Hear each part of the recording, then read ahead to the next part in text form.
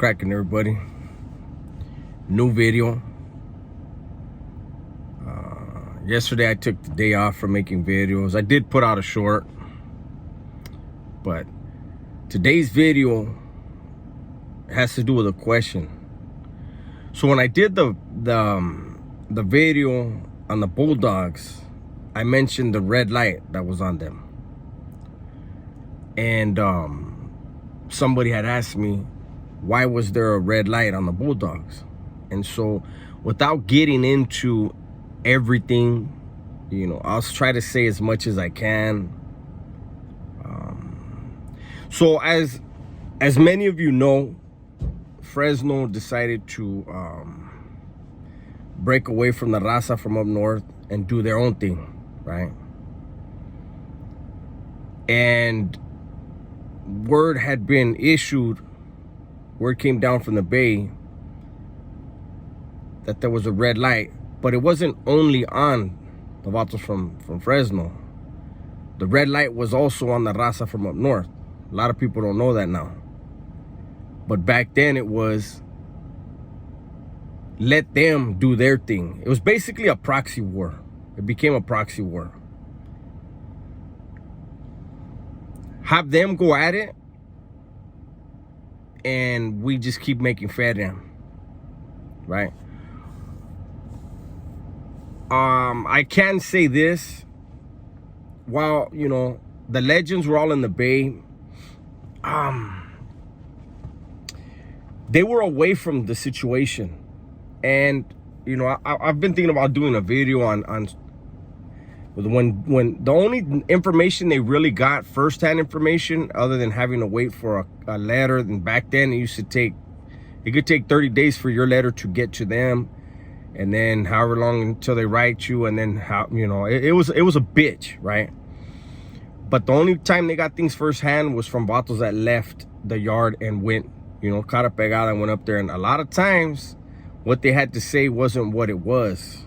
It was the way they were seeing it. I was thinking about doing a video on that, but anyways, all the legends were up there in the Bay, and they were removed from the situation because they were so far away. And I can tell you that a lot of the raza from down south, when the red light was issued, it was almost like, a lot of people were upset because they felt like,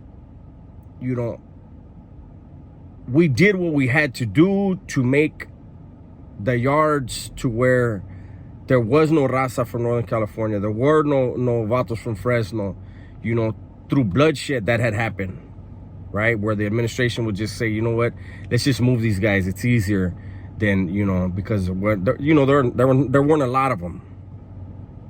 But when the red light was issued, it was the administration saw the opportunity to place vatos from up north and vatos from Fresno where they wanted, because they realized, hey, they're not going to be under attack. And I think that there was a hope by some people that Fresno having left the umbrella they were once under would move over to the other umbrella. But everybody on the yards knew that was never going to happen. Why would they leave something to get under something else? But nobody could say that. Everybody had to just wait and let it play itself out. Now, while there was a red light on both, there was also a thing where if the vatos from Fresno are outnumbered and they get into some shit, help them out, assist them, But just the knowledge that they were being assisted a lot of times would alleviate stuff.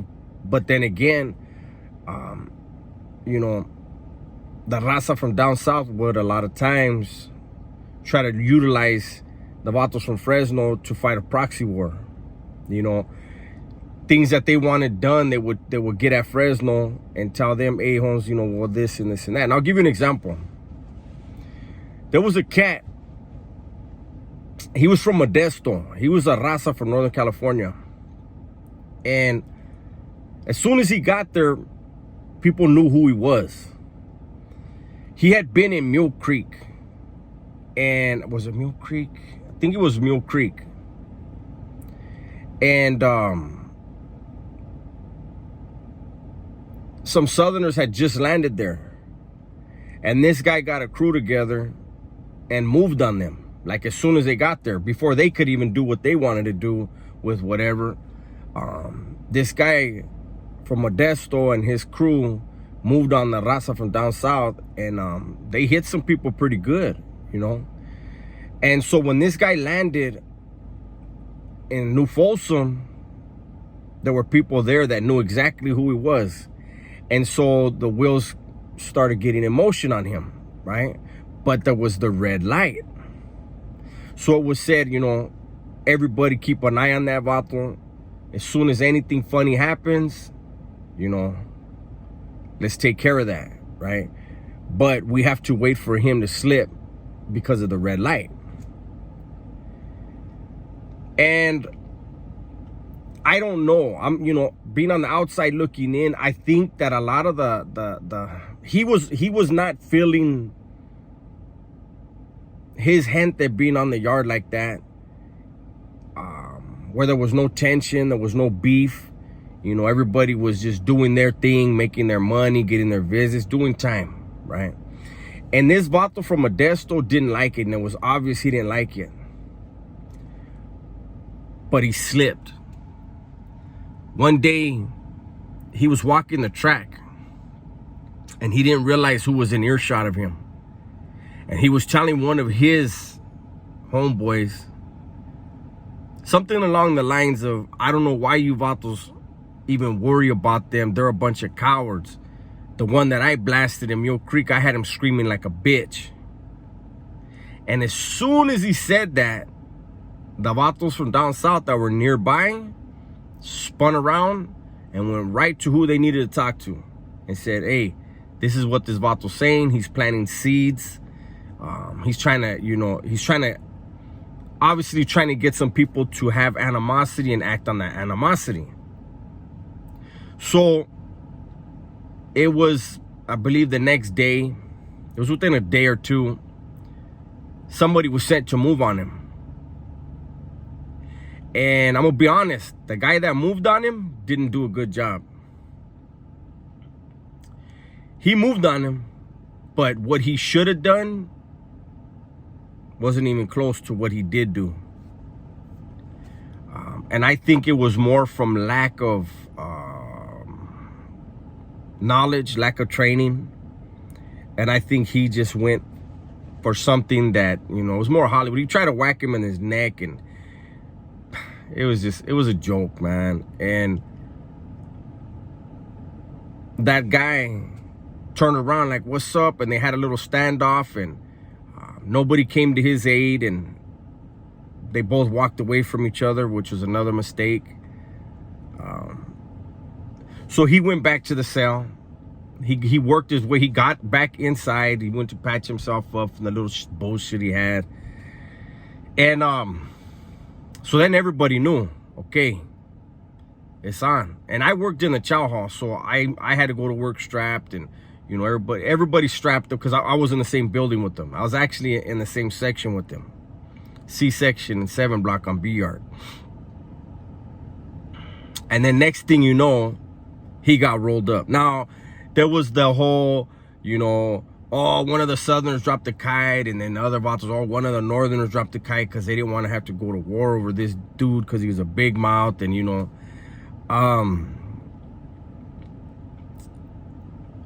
the day after that, the guy that moved on the guy from Modesto, he got rushed from behind by one of the raza from up north. That created more tension, but the red light was on again. And then one of the raza from up north that was on the yard crew, he got busted moving knives. He got busted with 6 knives on him, and he was moving them.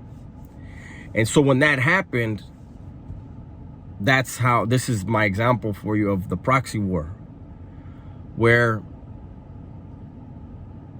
a vato from down south approached a vato from Fresno and said, look, Holmes, You vatos are supposedly at war. You guys separated from them and say that they're your enemy and you guys are going to be in this constant war with them and you don't want to be nowhere near them, all this pedo. But yet, they're here and you're here. And you guys are getting along peacefully. So, these vatos just got busted moving knives, eh? We want them gone. And either you're going to do it or we're going to move on everybody. And the vato from Fresno was like, don't even trip. And the next day, there was probably about 20 vatos from up north on the yard. And 4 dudes from Fresno rushed all of them. One of the dudes from Fresno was stomping out while he was kicking a dude in the head. No, I take that back. He was getting kicked in the head, and one of the northerners, as he was kicking, got shot with a mini 14 in the back of the leg, and it flipped him in the air, and he landed on top of the dude from Fresno.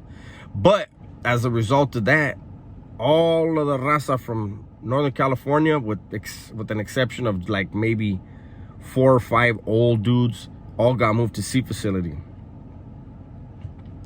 In the Bay, you know, they were going at it, and then they separated them, and they had the vatos from Fresno on B facility in the Bay, and all the raza from up north was on A yard.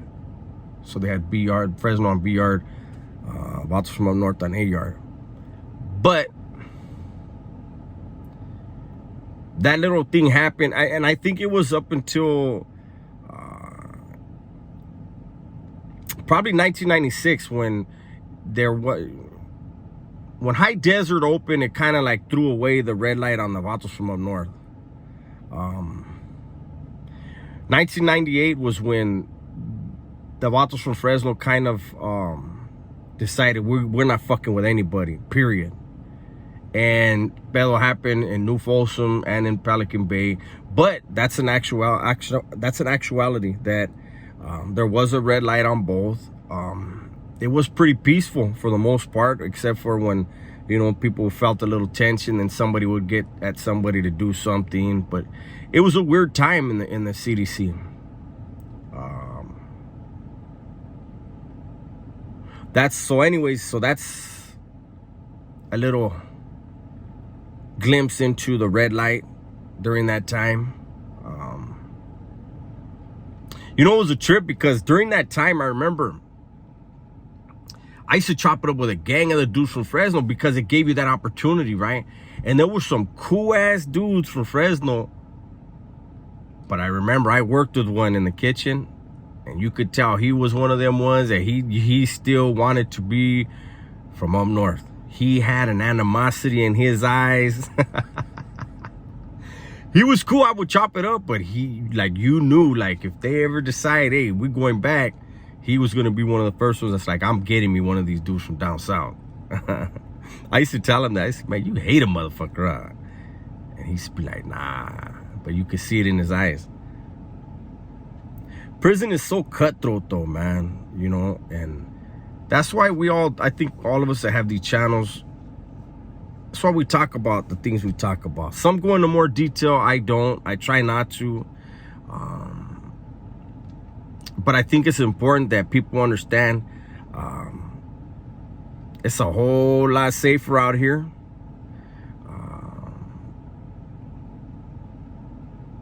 And your best bet is to just stay out of it. That's all I'm going to say. I was going to go on to some other shit, but this video is long enough. My break's almost over. So hopefully you enjoyed the video. Hit the like if you did. Leave a comment. Subscribe if you haven't. You know, all these things help my channel grow and get into the algorithm. And you guys be safe. Be smart. Today's Friday, so really be safe over the weekend. Make good decisions. You know about Uber. You know about Lyft. Be responsible. And don't forget to tell the ones you love that you love them. I'm out.